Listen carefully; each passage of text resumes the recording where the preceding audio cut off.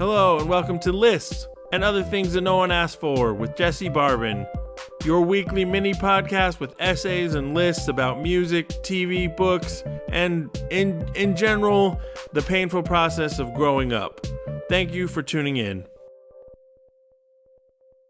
Okay, so this is a classic blog, and it's a bit grandiose to call it a classic. It's an old blog I published in 2014.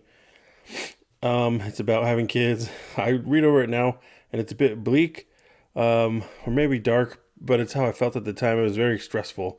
So anyway, here it goes.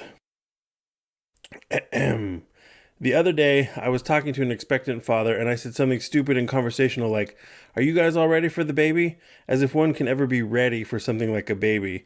And he said, "Yeah, man, we're all set. We're just gonna love it and stuff." My first thought was, don't laugh in his face, that's rude. And my second thought was, this guy is not nearly as scared as he should be. Cocky as he is, I get why he thinks that. There's no way to really prepare yourself for childbirth and having a baby. You can read up on it, but I think a good rule of thumb is that approximately 95% of books and blogs about parenting, including this one, are total rubbish. You can talk to your friends who have already had kids, but the 95% rule also applies there too. Even if you do find some source of pure parenting wisdom, there is no amount of abstract words spoken into the air or lying impotently on a page that can prepare someone for the miracle/disaster that is having a baby. Basically, you just have to let parenthood come and crush you like some type of avalanche and try not to lose your mind. However, I've thought of a few ways that the expectant father can prepare. First of all, hire some people to beat up your wife. Have them really kick the crap out of her. If you think there's a risk she might have a cesarean, and there is because most docs are pretty liberal with the scalpel, you can ask your hirelings to bring a switchblade and cut her up.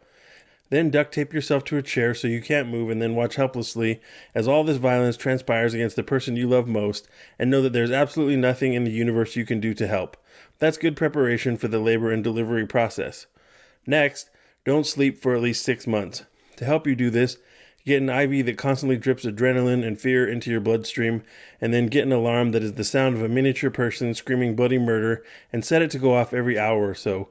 When you do fall asleep, let it be anxious, fitful sleep, tortured by stress nightmares. Finally, go out driving in a blizzard on black ice and be sure to wear a blindfold. As you spin out of control and possibly to your death, savor the feeling and get used to it. From the moment we first stepped into the hospital until now, almost 3 years later, there has never been even one moment where I thought, everything is under control. Never. Simply put, a baby will ruin your life. I don't mean forever. I just mean the life you currently know that includes sleeping in, coming and going as you please, and having spending money. That life is over. You get a brand new life, and some would say it's a better life, myself included, but it bears not even a passing resemblance to your old life. The only true advice I have for an expectant father is, good luck, sucker.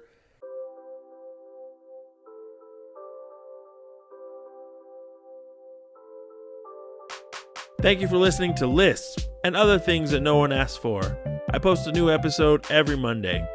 If you prefer reading, this is also available as a Substack. You can find me on social media at Jesse Barbin. See you next week. All right. Let's go.